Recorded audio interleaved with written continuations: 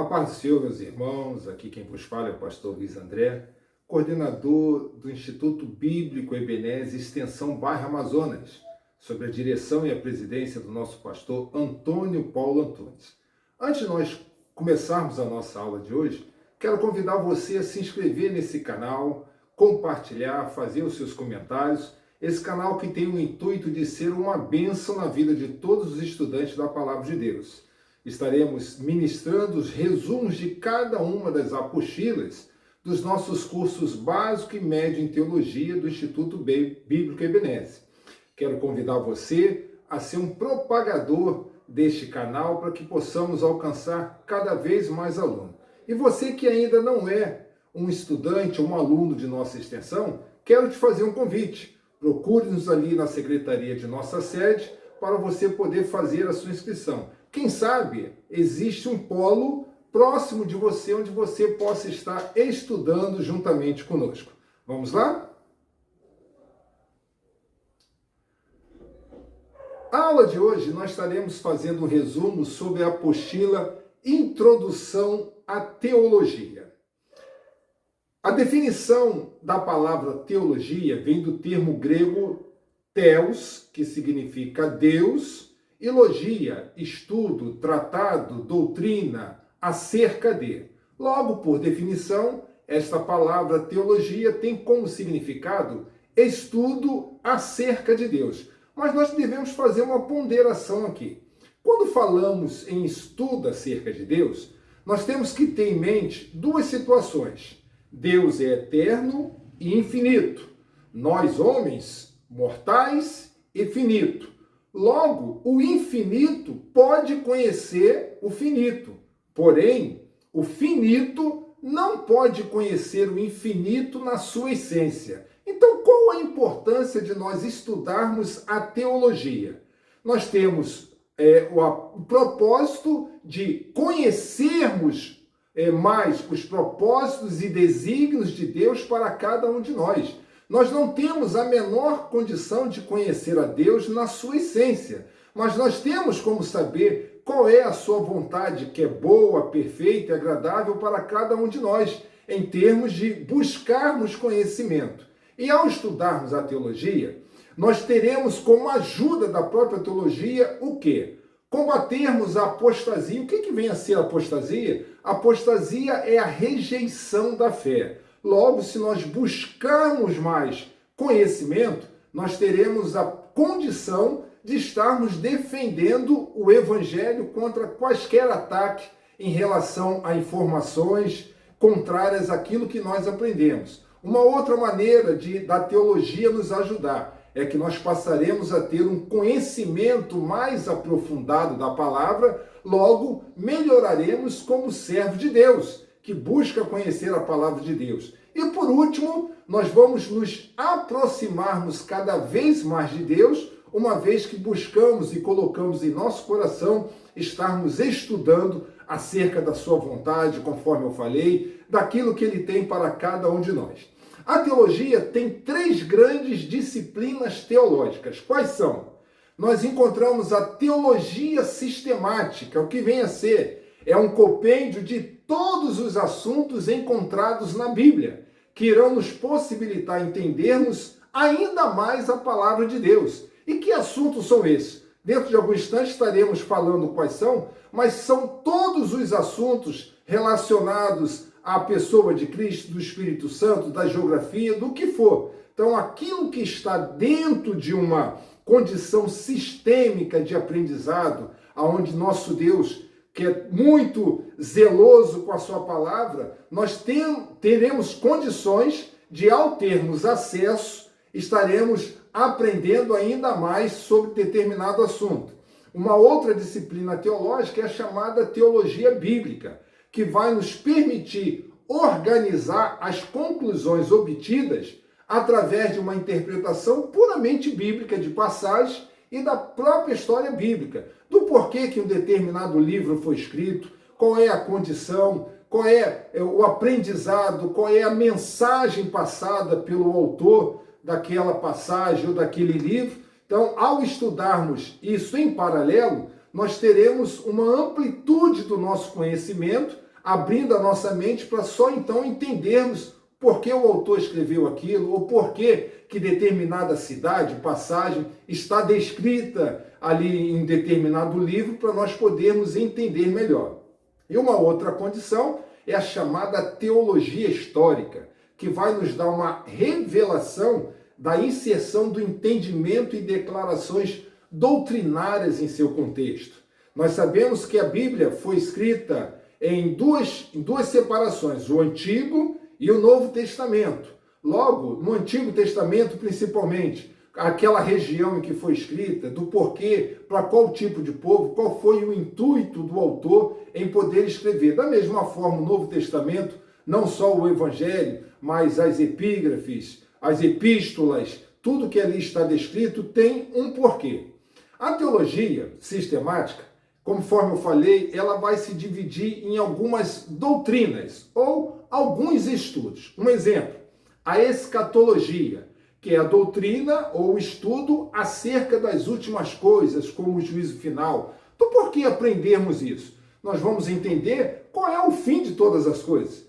O homem na sua condição, até mesmo do juízo da batalha final, qual é o destino de Satanás e seus demônios. Então é importante nós entendermos isso, até por ser um assunto muito atual. A escatologia é um assunto em que toda a igreja deveria se preocupar e não ter medo de estudar sobre a escatologia. Muito pelo contrário, já houve um script. O diretor chamado Deus, assim como o escritor, já está determinando o que vai acontecer. Então nós, como igreja, precisamos ficar atentos a todos esses acontecimentos através do estudo da escatologia. Um outro assunto dentro da teologia sistemática, eclesiologia. A palavra eclésia ou eclesia tem como significado chamados para fora. Nós somos a igreja de Cristo, aonde estamos aqui propagando o evangelho, pregando a palavra. Então precisamos entender qual é o propósito. Por que lá em Atos dos Apóstolos, Deus, através do apóstolo Paulo, propagou o evangelho, abrindo várias igrejas em todas as áreas para que pudesse chegar até nós. E nós vamos aprender que dentro da condição de povos dentro da Bíblia, nós vamos encontrar três povos. Os judeus são todos aqueles nascidos em Israel ou em outro país que tenha descendência de Israel. Podemos pegar, por exemplo, aqui no Brasil, São Paulo é a maior região onde nós encontramos judeus dentro do Brasil. Então, mesmo sendo brasileiros, mas tendo descendência judia, eles são considerados judeus. Assim como nós vamos encontrar os gentios. Quem são os gentios? São todos aqueles que não nasceram em Israel e que não tenha nenhuma descendência. Então, qualquer pessoa do mundo, um japonês, um alemão, um americano, um australiano, não tendo descendência, é um gentil. E o terceiro povo, a Igreja de Cristo. Quem são? São todos aqueles que, nascendo em Israel ou não, tendo descendência em Israel ou não, mas que aceitou Jesus como seu Senhor e Salvador, e agora foi-lhe concedida a salvação através da aceitação da operação salvífica do nosso Senhor e Salvador Jesus Cristo, que vai nos levar aos céus. Um outro aprendizado dentro do ramo da teologia, nós podemos falar sobre a pneumatologia, que é o tratado, o assunto ou a doutrina acerca do Espírito Santo. A palavra pneuma significa espírito, e eu considero como um dos assuntos mais negligenciados dentro do meio evangélico, pois muitas das vezes nós intercalamos ou nós colocamos em uma ordem de importância as três pessoas da Trindade. Colocamos Deus, Jesus Cristo e o Espírito Santo com uma condição menor. Não é nada disso, os três são um. A nossa Trindade, então, Deus, o Espírito Santo é criador, é o nosso advogado, é o nosso professor, mas acima de tudo ele faz parte da Trindade.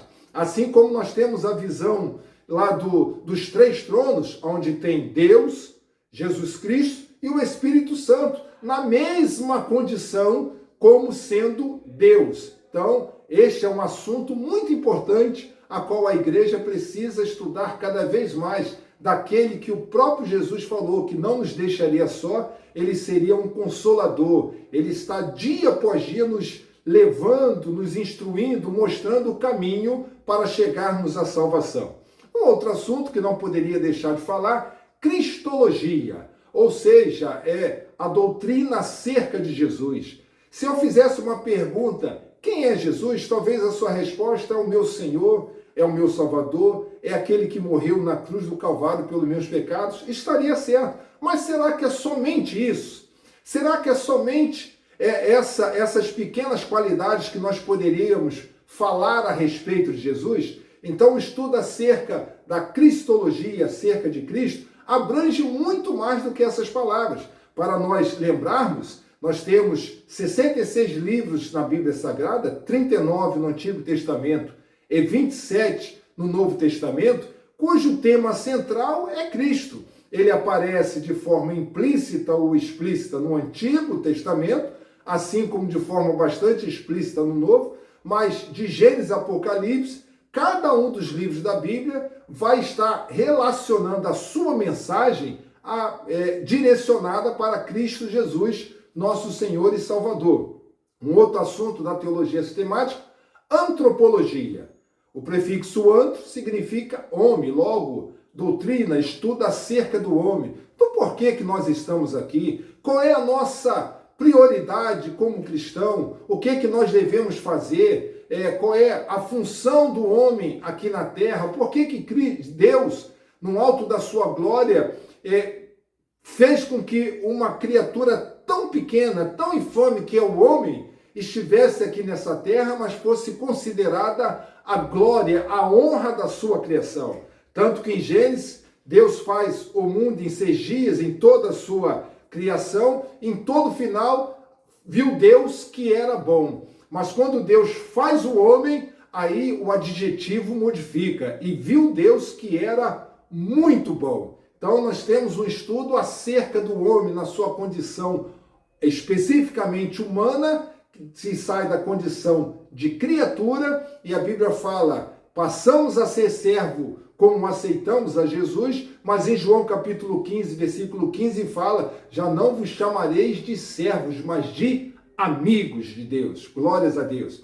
Um outro assunto, a teologia propriamente dita, que é o assunto pautada nessa nossa apostila, que é a doutrina acerca de Deus. Por que Deus se manifesta com diversos nomes da Bíblia, né? O significado de alguns nomes? Por que Deus, no alto da sua glória, permitiu, sabedor do passado, presente e futuro? Por que permitiu que o homem pecasse? Por que Satanás, ele permitiu que Satanás tivesse a sua queda lá na condição? Como eu falei, é um script, a qual Deus, como o autor e o diretor, está fazendo com que o homem passe a viver cada um desse planejamento, esse projeto. Não estou dizendo que o homem é como se fosse teleguiado num controle remoto, até porque nós temos a nossa história. Mas ele quis fazer-se conhecer para a sua criatura, para o homem, para que ao aceitar o seu Filho amado Jesus, pudesse ter reconciliado a sua comunhão com ele e alcançasse a vida eterna. Um outro assunto que nós vamos estudar dentro da teologia é a martiologia.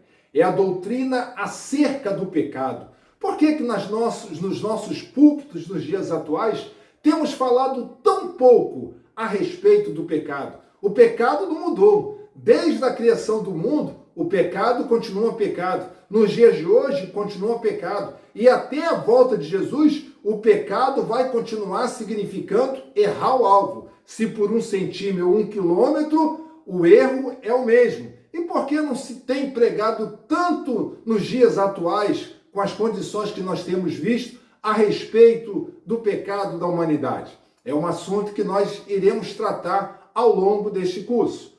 Um outro assunto tão importante quanto soteriologia, é a doutrina acerca da salvação. Nós estamos nesse mundo, como a palavra diz, de passagem. Nós somos peregrinos. A nossa nação ou a nossa cidade, onde nós viveremos eternamente, não é aqui na terra. Nós estamos de passagem, vivenciando, nos preparando para alcançarmos a vida eterna e vivermos eternamente com Cristo. Então, tão importante quanto falarmos sobre salvação. Um outro assunto, bibliologia, é o assunto acerca das Escrituras, é o assunto que vai fazer com que nós entendamos quem são os autores, para quem foi escrito, do porquê. Entendemos que a Bíblia Sagrada, ela tem cerca de 40 autores diferentes, escrita num período de 1.600 anos.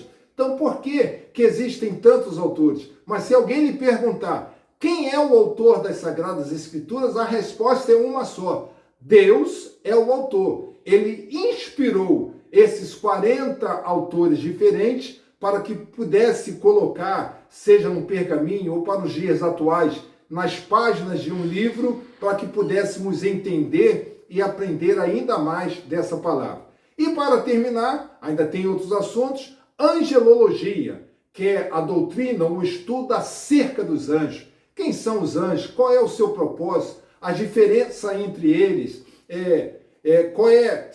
Será que Deus fez parte a parte os anjos? Ou foi feito de uma única vez? Estaremos tratando nesse assunto sobre o inimigo das nossas almas, Satanás, Lúcifer, anjo portador de luz, é um anjo caído, está inserido dentro do grupo dos anjos. Então, todos esses assuntos estão inseridos na teologia sistemática, para fazer com que entendamos qual é o propósito, aquilo que Deus tem para cada um de nós. Existem algumas ideias errôneas do porquê não devemos fazer teologia. Como eu disse, ideias errôneas. Quando a gente convida alguém, vamos fazer um curso de teologia, então geralmente a gente escuta algumas ideias que não têm base para isso. Por exemplo, se a gente faz um convite, alguém vai dizer assim, alguns irão defender de que a teologia faz o estudante deixar de ser crente. Ora, por quê? Se o conhecimento, eu tenho aprendido ao longo da minha vida, querido, e faço aqui um parênteses, que podem tirar a sua casa, podem tirar o seu carro, podem tirar o seu emprego, podem tirar o seu salário, mas se tem uma coisa que o homem algum tem a capacidade de tirar, é o seu conhecimento. E a Bíblia vai nos mostrar que nós precisamos aprender cada vez mais. Outros dirão que a letra mata. Eu prefiro ficar na minha condição, a minha teologia é o meu joelogia. Quando eu dobro meu joelho, ali eu vou aprender mais de Deus. Queridos, é bem verdade que o Espírito Santo de Deus nos faz entendermos o que está nas Sagradas Escrituras, assim como nos dá a revelação. Mas nunca uma coisa diferente da outra. Uma vai complementar a outra. A revelação é daquilo que você leu e não entendeu. Podemos lembrar, quando Filipe estava no deserto e veio um eunuco, estava lendo as Escrituras. E Filipe pergunta, entendes tu o que lê? E a resposta do eunuco foi, como poderei entender se não há quem me ensine? Então é importante sermos esses professores da humanidade que vai tentar buscar entendimento, mas sabemos que os homens espirituais discernem as coisas espirituais. Os homens carnais, as coisas carnais. Mas nós, sendo espirituais, precisamos ser a luz do mundo, o sal da terra, para instruir essas pessoas a alcançar o caminho da salvação. E ainda tem aqueles grupos que dirão que a teologia só serve para quem quer galgar, alcançar algum cargo ministerial, como um ministro, um evangelista, um presbítero, um pastor. Não, muito longe disso. A palavra de Deus ela é dada para todos aqueles que querem conhecer. Jesus, no Evangelho de Mateus, capítulo 22, versículo 29, nos diz assim, errais, não conhecendo as Escrituras, nem o poder de Deus.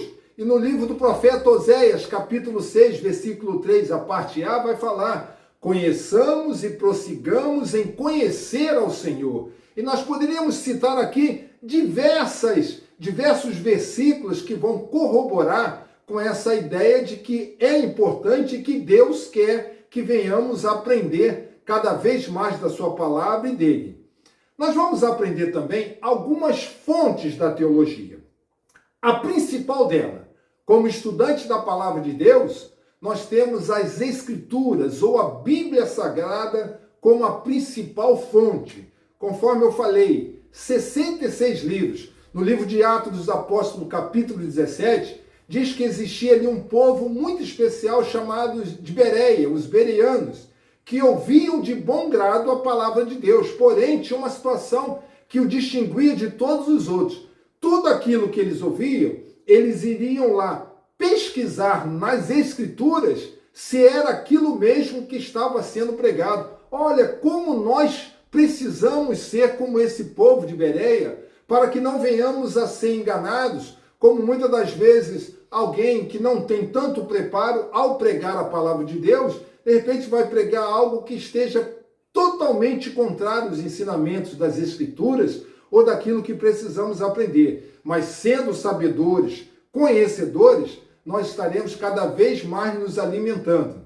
Uma outra fonte da teologia é a tradição, pois ela nos revela fatores históricos e culturais que irão nos ajudar a entender determinada passagem, conforme eu falei anteriormente. Então, existem algumas tradições em que a gente às vezes não entende. Quer ver um exemplo? No livro de Lucas, no capítulo 17, se não falha a memória, vai falar sobre os 10 leprosos. E todas as vezes em que alguém necessitado ia até Jesus, Jesus poderia falar: o que queres que te faça? Ou seja curado, ou uma palavra que Jesus ministrava sobre a vida daquela pessoa e recebia a sua cura. Mas a Bíblia vai falar que aqueles 10 leprosos se apresentam diante de Jesus e fala: Jesus, filho de Davi, tem misericórdia de nós. E Jesus não dá nenhuma palavra de cura, de salvação. Ele diz o seguinte: vai, apresenta-se até o sacerdote para que possa se cumprir o que deve ser feito. Mas por que Jesus fala isso? Então, o contexto, ele fala isso em Lucas, mas lá em Números, no capítulo 14, vai estar demonstrando sobre a lei dos leprosos que são curados. E a Bíblia fala, lá em Lucas, na lei de Moisés, em Números, na lei de Moisés, vai estar dizendo que o leproso deveria se apresentar ao sacerdote, queria fazer uma inspeção, iria separá-lo por 7 dias, ao final dos 7 dias apresentaria novamente diante do sacerdote, a qual pediria para que tirasse todo o pelo do corpo, da cabeça, de todo o corpo, e mais 7 dias para retornar ao convívio da sua família. Ou seja, a tradição ou a cultura, aquilo que estava designado para o povo de Deus, Jesus não veio derrubar nada. Então, aquele leproso deveria tratar dessa maneira e ele assim o fez. A teologia natural são fatores geográficos, por exemplo, nos possibilitarão entendermos e aprimorarmos mais conhecimento acerca de Deus, o significado de um nome de uma cidade, aonde ela estava inserida, uma distância, por que foi passado de um lado para o outro. Para você ter uma ideia, o grande centro da atuação de Jesus foi na região da Galileia. Jesus, em toda a sua vida, visitou apenas 10 cidades, onde operou seus milagres, ensinou, mas a região era muito maior. Mas a concentração dos atos, daquilo que Jesus fez, estava dentro de uma área próximo à região da Galileia. Algo muito importante que nós podemos falar também é sobre as categorizações de algumas crenças. Talvez você já tenha ouvido falar nessa palavra dogma. Talvez você saiba o significado, alguns só de ouvir falar, mas o que vem a ser um dogma? Dogmas são crenças essenciais à fé cristã. Como assim? A não observância de um determinado dogma pode possibilitar em apostasia, ou seja, a rejeição à fé. Dá um exemplo, pastor Luiz André. Um exemplo. Nós cremos num Deus trino. Deus Pai, Deus Filho e Deus Espírito Santo. De repente alguém vai falar assim: eu só acredito em Deus. Eu acho que Jesus não veio como Deus a esse mundo. Se é que ele existiu, ele veio como um homem, viveu como qualquer um. Não acredito no Espírito Santo, só em Deus. Aí você vai falar assim: não, isso não é possível. Então, o seu dogma, ou aquilo que você crê como essencial para a sua vida, você vai na defesa da fé. Não, de forma alguma. Jesus Cristo veio 100% homem, mas ele era 100% Deus. Ele faz parte da Trindade, Deus Pai, Deus Filho e Deus Espírito Santo. Outra crença, uma categorização da crença, são as chamadas doutrinas. Doutrinas são crenças importantes, mas não essenciais. Ou seja, sua não observação poderá resultar naquilo que a gente chama de heresia, que é um ensino teológico errôneo. Porém, o crer ou não crer pode ou não impactar na sua salvação. Me dá um exemplo, pastor Luiz André. Eu creio que nós somos tricotomistas. Nós somos formados de corpo, alma e espírito. Em Hebreus vai dizer que a palavra de Deus é mais penetrante para discernir entre alma e espírito. Logo, entendemos que são duas coisas distintas. Porém, existem pessoas que não creem, acham que a alma e espírito é uma coisa só, chamados dicotomistas. Não creem que somos formados por três condições. Mas essas pessoas não crendo, não vai impactar na sua salvação. Um outro exemplo, como eu falei da escatologia, o grande assunto, a grande tribulação. Existe o pré-tribulacionistas e o pós-tribulacionista. Existe aqueles que acreditam que a igreja não vai passar pela grande tribulação e existem aqueles que acreditam que a igreja vai passar durante a grande tribulação. Então são entendimentos divergentes, mas o fato de um acreditar numa coisa ou outra não vai impedir a salvação daquele, é só uma questão de doutrina, de ensinamento. Existe o chamado também costumes. O que vem a ser costumes? Eu entendo que doutrina é imutável, é aquilo que Deus colocou.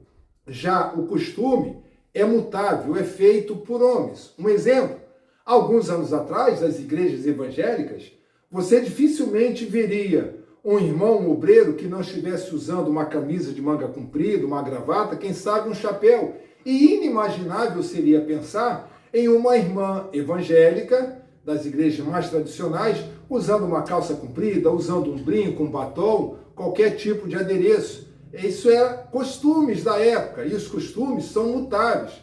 Hoje é de um jeito, amanhã será de um outro, e assim vai modificando com o passar do tempo, dependendo da região. Já a doutrina não, ela é imutável. E por último, opinião. Há uma frase que diz muito clara, opinião, cada um tem a sua. Então, opinião são crenças de cunho pessoal. A minha opinião é minha. A sua opinião é sua. Dependendo de qual assunto for tratado, pode ser que você corra o risco até de perder a amizade por tentar convencer a opinião do outro a ser mudada. Então, há sempre um respeito. Mas se for em defesa da fé, você tem que colocar o seu posicionamento. E aonde a teologia entra nisso? Quanto mais conhecimento você tiver, mais base bíblica, mais base segura você terá para poder dar a sua opinião e fazer a defesa daquilo que você quer. Ao estudarmos a palavra de Deus, queridos, precisamos entender o significado e importância da Bíblia Sagrada. O que é a Bíblia Sagrada? Nós podemos, alguns vão falar de uma forma que é a boca de Deus. Boca de Deus? Não é bem assim. É a palavra de Deus. E nós temos como essa palavra de Deus a Bíblia como a forma escrita. Nós vamos ver que a Bíblia contém decretos de Deus. Eu não estou falando apenas na condição dos 10 mandamentos, a qual Deus escreveu e entregou 2 tábuas nas mãos de Moisés. E só uma correção, não foram 2, foram 4. Ele entregou 2 tábuas, ao descer, ele viu toda a situação ali do povo, a sua pecaminosidade, ele quebrou as 2 tábuas e voltou ao cume e Deus reescreveu. Então, quando se pergunta quantas tábuas foram escritas, na realidade foram 4 tábuas. E ali estavam os 10 mandamentos. Mas a Bíblia tem muito mais do que esses 10 mandamentos para ensino do povo de Deus. Tem algumas ordens, alguns decretos. E é interessante que a Bíblia tem uma particularidade muito interessante.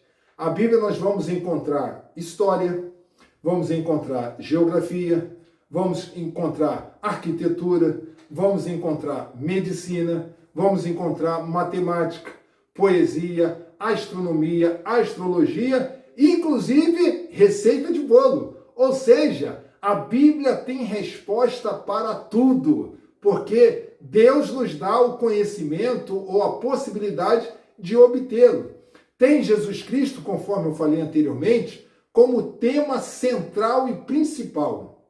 Há uma curiosidade sobre 2 livros que eu gosto muito.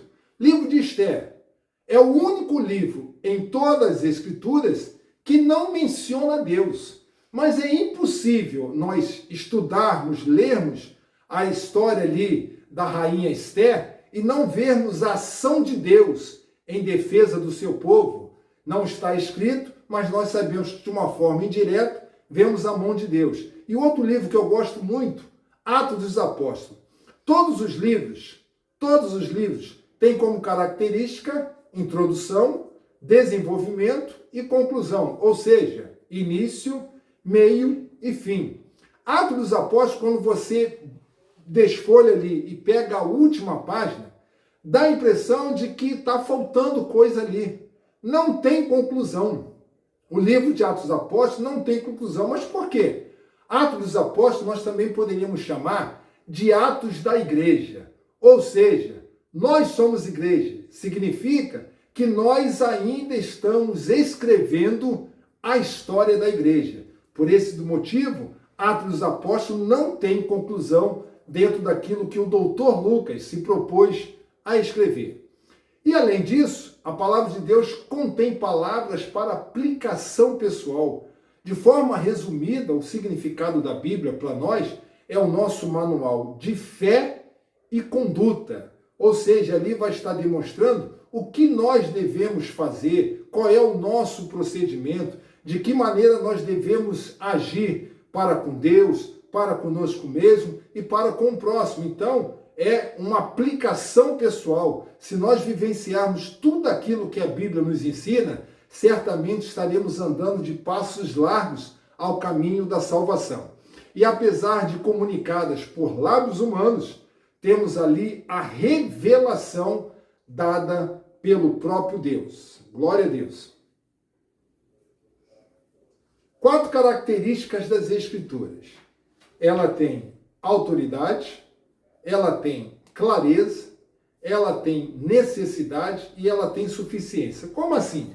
A autoridade descreve que o próprio Deus quis e continua revelando-se à humanidade. Há uma frase que eu acho bastante interessante que diz o seguinte: a autoridade das Escrituras significa que todas as palavras nas Escrituras são palavras de Deus, de modo que não crer em alguma palavra da Bíblia ou desobedecer a ela é não crer em Deus ou desobedecer a Ele. Você concorda com isso? Então, se nós entendemos que as Sagradas Escrituras têm autoridade dada por Deus, se nós desobedecermos aquilo que está descrito nela, certamente estamos desobedecendo a Deus. Clareza, seus ensinos são claros. Porém, há alguns mistérios que continuarão sem revelação. E eu costumo dizer para os alunos, Deuteronômio 29, 29. As coisas encobertas são para o Senhor nosso Deus, e as reveladas para nós, nossos filhos e a geração.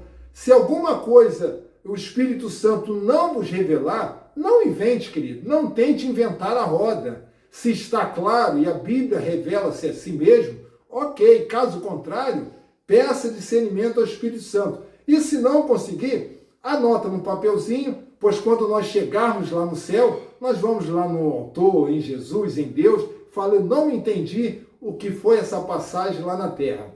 E certamente teremos resposta. Necessidade. Nós entendemos que a Bíblia Sagrada é como um alimento. E assim como nós precisamos nos alimentar todos os dias, comer o seu pão, a sua comida, para tornar forte o nosso corpo físico, assim são as Sagradas Escrituras. Ela é como um alimento para a nossa alma. O nosso homem espiritual precisa se alimentar da palavra. Porque quanto mais alimento nós dermos, mais forte ele fica. Em contrapartida, se eu não me alimento da palavra, o meu homem espiritual fica fraco e, consequentemente, o homem carnal se torna mais forte. Então, ela tem a necessidade diária de nos alimentarmos para crescermos cada vez mais. E por último, a sua suficiência. A palavra de Deus é suficiente para entendermos os propósitos de Deus. Não necessitamos de outras fontes que queira substituí-la ou completá-la. Pastor, eu posso buscar algumas literaturas para estar ajudando no entendimento? Claro que pode, eu aconselho, mas nunca substituir. Eu fico preocupado quando alguns pregadores assumem o púlpito e começa na sua mensagem, para deixar mais florida, mais bonita, fala assim, segundo os historiadores, a pergunta que se faz, qual historiador? Segundo quem?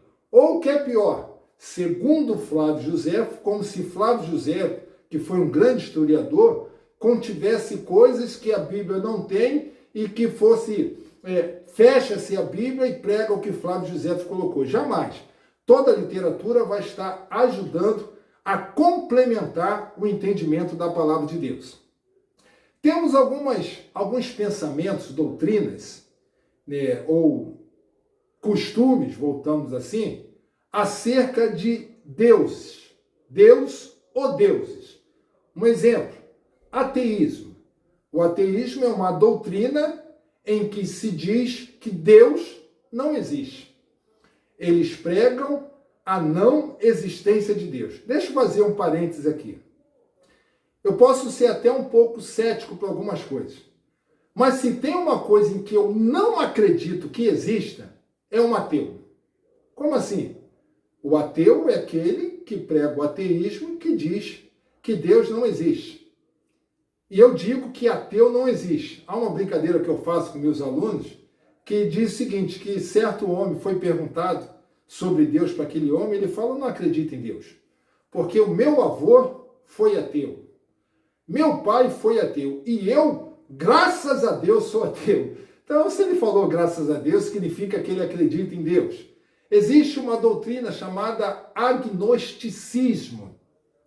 Diz que Deus não pode ser conhecido. Eles não pregam a não existência de Deus, até acreditam. Só que eles dizem que o homem não tem a capacidade de provar que Deus existe. Para essas pessoas a gente fala, você consegue ver o oxigênio, o ar? Não vê. Consegue ver o vento? Não vê. Mas sente? Logo você diz que existe. Da mesma forma Deus. Então a doutrina deles diz da não existência ou a existência, porém o homem não pode provar. Existe o chamado deísmo. Diz que Deus não está ativo nesse mundo. Os deístas, eles pregam que Deus é o Todo-Poderoso, que criou a terra, mas deixou a terra agora ao bel prazer do homem. É como se fosse assim, olha, já fiz a minha parte, agora vocês, a partir de agora, trate da maneira que vocês assim desejarem. O outro é o teísmo finito. Diz que Deus é limitado, assim como o deísta, eles creem na existência de Deus, mas diz que Deus não tem qualquer interferência na vida humana ou sobre a humanidade, sobre tudo aquilo que existe. Outro ponto em que nós vamos encontrar é o chamado panteísmo. O que vem a ser o panteísmo? Diz que Deus é o mundo. Tudo é Deus, sejam homens, animais ou qualquer tipo de objeto que mereça algum tipo de adoração. O maior país panteísta do mundo é a Índia, onde lá você vai encontrar, além de alguns deuses, a deus vaca, o rato é adorado, qualquer tipo de objeto ali, então é um tipo de adoração. Não é o politeísmo, é o panteísmo, onde vê que tudo é Deus. Temos também o panenteísmo, que significa que tudo está em Deus. O universo está contido em Deus, mas Deus é maior do que o universo. Politeísmo, a existência de muitos deuses. E aqui eu faço um parêntese interessante. A palavra de Deus vai falar que Moisés, Deus, envia Moisés a falar com Faraó para que pudesse libertar o seu povo.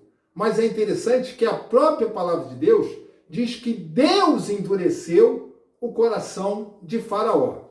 E assim foram colocadas 10 pragas no Egito. Mas por que Deus não libertou logo na primeira praga?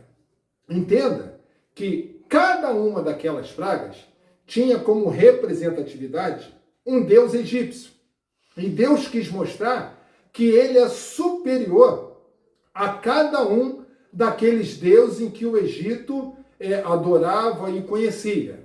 Então, o politeísmo é a existência de vários deuses. E monoteísmo é a existência de só um Deus, como nós assim cremos. Um Deus todo-poderoso, o único e verdadeiro Deus. E, por último, o trinitarismo, que é a existência de um Deus em três pessoas, iguais em poder, glória e natureza, mas distintas em sua identidade. Quem é Deus? O assunto principal da nossa apostila desse resumo.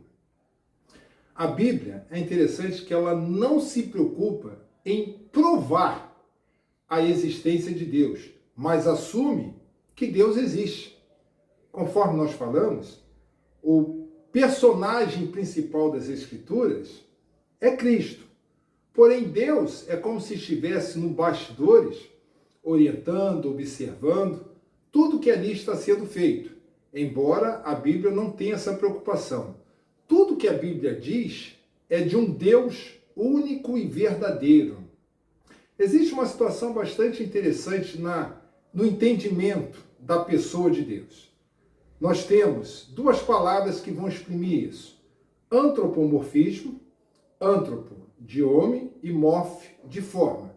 Ou seja, formas humanas atribuídas a Deus. Como, por exemplo, o dedo de Deus, as mãos de Deus, os pés de Deus. Então, tudo isso são formas humanas para nós podermos entender Deus. Só que Deus é espírito. Ele não tem a forma corpórea como nós. Tanto que na criação há um concílio, um consenso entre os três, dizendo, façamos o homem à nossa imagem e semelhança. Mas é a forma de Deus. Qual é a altura de Deus? Qual é o tamanho de Deus? Qual é a idade de Deus? Se nós disséssemos que Deus tem 1 milhão de quilômetros de altura, estaríamos limitando. Se disséssemos que Deus tem 1 bilhão de anos, estaríamos limitando. Só que essa pergunta, que parece um pouco infantil, foi feita também pelos discípulos. Quando, ao conversar com Jesus, disseram assim, mestre, mostra-nos o Pai. E Jesus falou, estou eu há tanto tempo convosco e pergunta-me, mostra-me o Pai? Quem vê a mim, vê ao Pai, porque eu e o Pai somos um. Ou seja, a forma corpórea de Deus chama-se Jesus Cristo. Não importa quem a Bíblia diz que Deus é, ele simplesmente é. Nos faz lembrar quando Moisés recebe a ordem de Deus para se apresentar a Faraó, e Moisés então fala, mas se ele perguntar quem foi que me enviou, a resposta fala, o eu sou.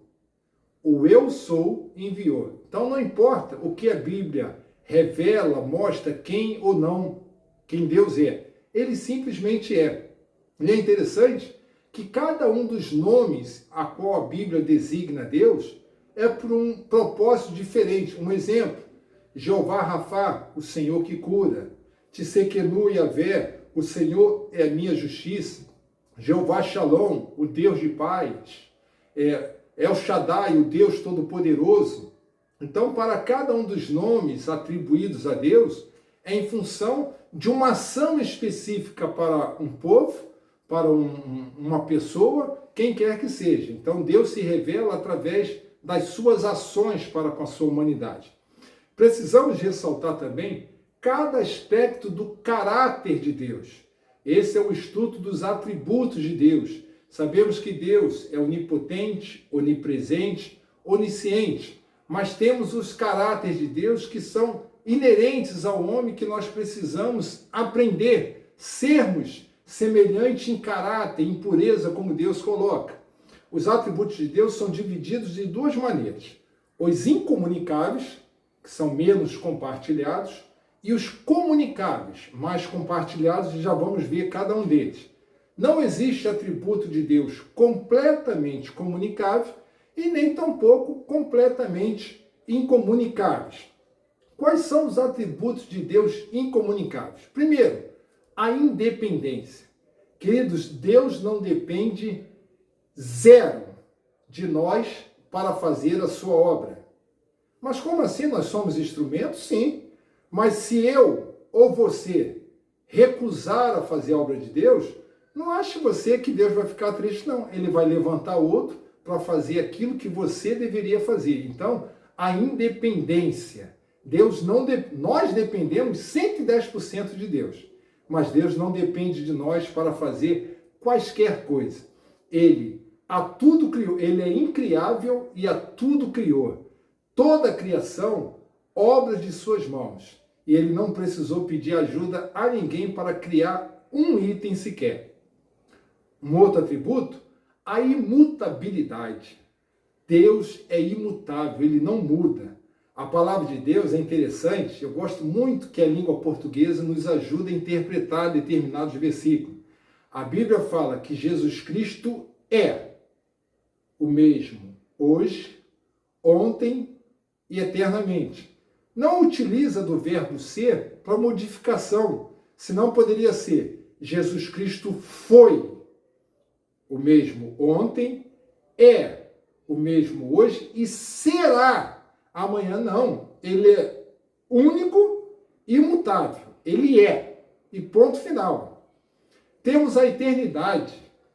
Então, Deus é um atributo de Deus que ele é de eterno, da eternidade à eternidade. Como eu falei, ele não tem data de criação, de validade, quando foi criado.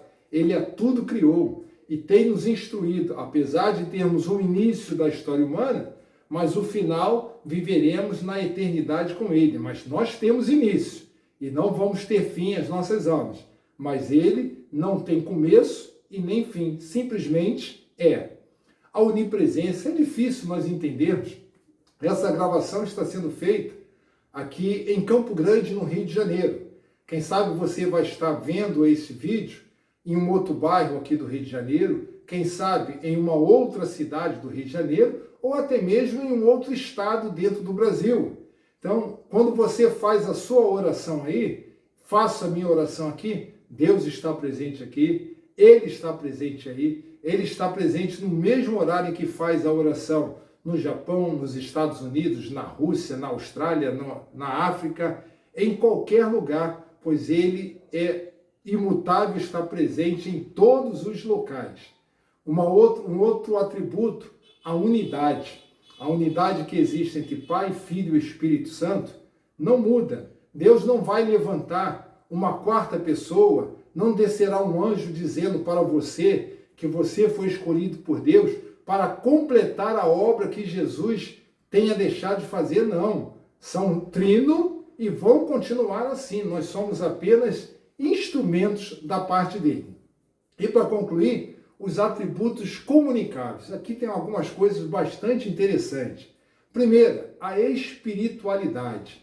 Deus quer que sejamos homens espirituais, homens retos, sinceros, né, que busquemos a palavra de Deus, que faça crescer em nós o homem espiritual que deveria ser no Jardim do Éden. Quando Deus criou o homem e a mulher, eram para ser eternos, mas com a entrada do pecado veio a morte sobre a humanidade.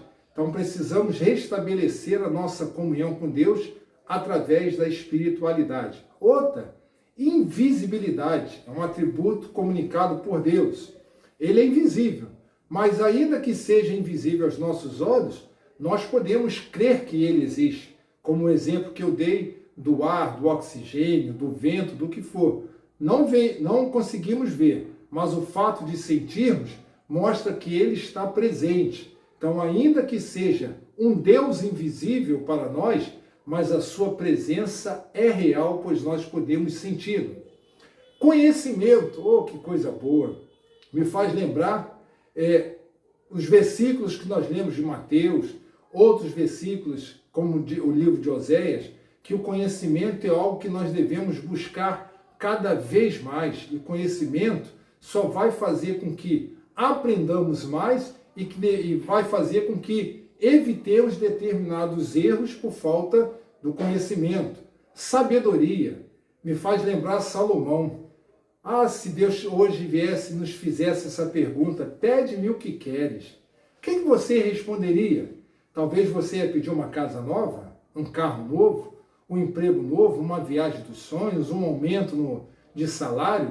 Mas Salomão respondeu que queria sabedoria para guiar o povo de Deus. E a resposta de Deus foi: tu poderia ter me pedido riqueza, os teus inimigos debaixo dos teus pés, mas pedisse sabedoria. Portanto, darei o que me pedisse, e aquilo que não me pedisse eu também te darei. Aí nos faz lembrar que Deus é poderoso para fazer muito mais além daquilo que pedimos ou pensamos.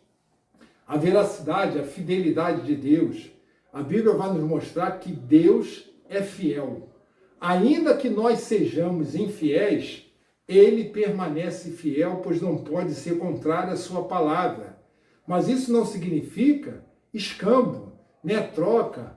Se eu buscar a Deus, eu vou ter isso, eu vou ter aquilo. Às vezes a gente modifica até um versículo bíblico para nosso favor. Me faz lembrar Mateus capítulo 6, versículo 33, que diz que buscai primeiro o reino de Deus e a sua justiça. Aí nós, para nos ajudarmos, fala, e as demais coisas. Lá na Bíblia não está escrito as demais coisas, e estas coisas, vamos ver o contexto do que se trata. Mas a fidelidade de Deus, ainda que venhamos a virar as costas, Ele vai estar sempre de braços abertos, nos aguardando a voltarmos no caminho que nos levará à salvação. Outro ponto, bondade. Deus é bom o tempo todo. O homem é mau por natureza. Nós não sabemos ser bons, porque ser bom é ser bom para os nossos amigos e para os nossos inimigos. E nós somos meio que partidários. Os meus amigos, tudo. Os meus inimigos, ao rigor da lei. Então, Deus é bom. Nós temos que aprender a ser bom como Deus, fazer a bondade sem olhar a quem. O amor, sentimento mais puro que Deus pode ter demonstrado. O evangelista João, capítulo 3, versículo 16, diz: porque Deus amou o mundo. E o escritor não conseguiu encontrar um adjetivo que pudesse expressar o tamanho desse amor. E ele diz: porque Deus amou o mundo de tal maneira. Que maneira é essa? Uma maneira muito maior do que eu ou você possamos imaginar. Que amou o mundo de tal maneira para que todo aquele que nele cresce não perecesse, mas tivesse a vida eterna. Misericórdia, misericórdia. Como nós deveríamos aprender esse atributo de Deus, a termos misericórdia. Mas nós somos, como eu falei, pessoas ruins. Mas Deus nos ensina a ter misericórdia, porque se Ele tem misericórdia de nós, nós também devemos ter misericórdia do nosso próximo. Santidade, a palavra santidade, tornar-se santo. Sem a santidade não veremos a Deus. Então buscarmos ter uma vida de santidade, uma vida de separação, uma vida onde busquemos constantemente a presença do nosso Deus. Outro atributo, paz. A Bíblia fala que, se possível for, tende os pais uns com os outros. E nós não queremos confusão para a nossa vida. Nós queremos viver uma vida de paz, uma vida tranquila, mas sabemos que o mundo é mau. E essa paz verdadeira só alcançaremos quando estivermos na glória com Cristo. Retidão nos faz lembrar o exemplo de Ló, o único personagem bíblico, Jó, que a qual Deus fez um elogio para terceiros. Quando Satanás se apresenta na presença de Deus, Deus fala: está vendo meu servo Jó? Homem reto, sincero, temente a Deus e que se desvia do mal. Andar em retidão, andar conforme os desígnios da palavra. Zelo, Deus é zeloso em tudo. E nós temos que ter zelo, principalmente em fazer a obra de Deus. Fazer a obra de Deus com excelência em tudo. A ira é um sentimento até estranho da gente falar. Podemos atribuir ali a raiva. Nós não devemos fazer com que o sol se ponha e debaixo de uma ira. Irar é até possível. A Bíblia fala: ireis e não pequeis. Mas nós devemos refletir e fazer com que essa ira rapidamente se dissipe, da nossa vida. Vontade, oh meu Deus, a vontade boa, perfeita e agradável. Nós podemos ter vontade. E se a nossa vontade de alcançar alguma coisa estiver atrelada, associada à vontade de Deus, creia que nós vamos receber. Liberdade não significa falar qualquer coisa a hora que quisermos. Onipotência, Deus nos dá um poder. Jesus falou que nós faríamos coisas maiores do que ele fez. Glórias a Deus. Perfeição, ter uma vida perfeita é impossível, mas eu posso buscar ter uma vida perfeita. Outra bem-aventurança, em Mateus capítulo 5, versículo 6, vai falar das bem-aventuranças, bem-aventurados que choram, porque terão uma alegria, bem-aventurados são aqueles que aguardam o reino de Deus. Beleza, eu costumo dizer que nós somos lindos na presença de Deus, apesar que se nós olharmos pelos olhos espirituais, tá certo que alguns dos irmãos estão desprovidos de beleza física, mas se nós olharmos com o olhar de Cristo, sempre vamos encontrar beleza no próximo. E por último, a glória. Toda honra, toda glória sejam dadas a Deus, mas são atributos que nós precisamos exercitar, porque quando alcançarmos a vida eterna, tem uma coroa de glória nos esperando. Que Deus assim possa abençoar cada um de vocês. Como foi falado, você tem a sua apostila para estar estudando, alguns alunos têm os slides dos professores, e agora você tem nesse canal uma forma de você estar aprendendo, buscando o entendimento daquela apostila que você tem em mãos para estudar, e eu tenho certeza que esse canal vai ser um canal de bênção. Por isso, mais uma vez, compartilhe, se inscreva no canal, divulgue as suas dúvidas e perguntas. Você vai fazer ali que nós vamos estar respondendo a cada um de vocês.